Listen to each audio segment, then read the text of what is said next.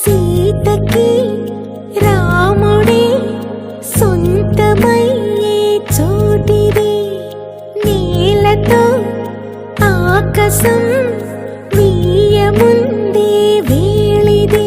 మూడు ముళ్ళు వేస్తే మూడు లోకాలకి ముచ్చటొచ్చినమ్మా. ఏడు అంకలేస్తే ఏడు జన్మాలకి వీడదీసిటమ్మా.